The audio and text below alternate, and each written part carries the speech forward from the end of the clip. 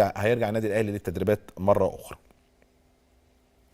طيب بالنسبه لنادي الزمالك حتى الان الامور بالنسبه لنادي الزمالك في اللاعبين وبيع اللاعبين وايضا استخدام بعض اللاعبين متوقف برضو على فك القيد، لكن بتفضل الامور شغاله والعجله شغاله في ان انا اتعاقد مع اللاعبين. هشام صلاح احد اللاعبين الموجودين في نادي الاتحاد السكندري، واللي حصل اتفاق وتفاوض ما بين اداره نادي الزمالك واداره نادي الاتحاد ان اللعيب يبقى موجود في الانتقالات الشتويه في حاله فك القيد، ويكون في صفقه تبادليه وفلوس برضه هتدفع في هذه الصفقه بالنسبه لنادي الاتحاد. مين بقى هيروح؟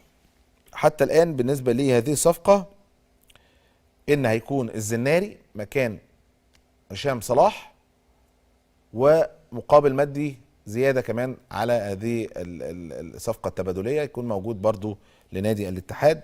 ده الاتفاق اللي وصل حتى الان ما بين نادي الاتحاد ونادي الزمالك في عمليه التبادل ما بين هشام صلاح والزناري.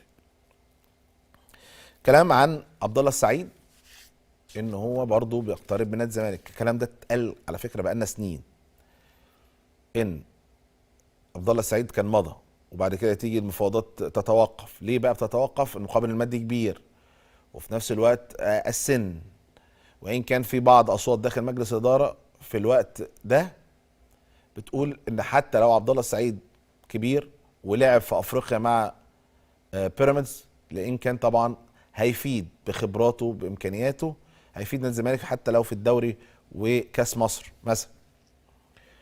ولكن حتى الان يعني الامور غير مؤكده.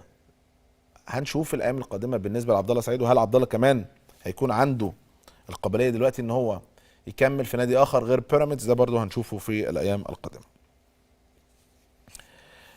كنا اتكلمنا على المهاجم المالي اللي موجود في نادي الاتحاد المنستيري، ونادي الزمالك حاطط عينه عليه ويعني بيراقبه من بعيد، وان كان طبعا المقابل المادي في الوقت الحالي بالنسبه لنادي الزمالك والامور الماديه حتى الان يعني ممكن تكون صعبه، لكن توفير الماديات مفيش مشكله منها، لكن يكون لاعب مميز يفيد نادي الزمالك، ده الاهم.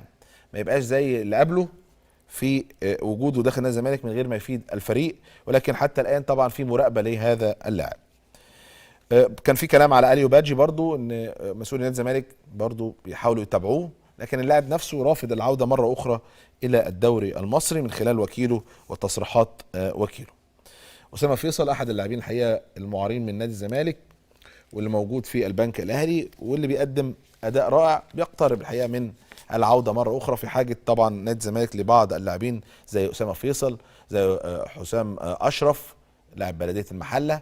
دول اتنين لعيبه الحقيقه بيتالقوا الحقيقه في انديتهم في التوقيت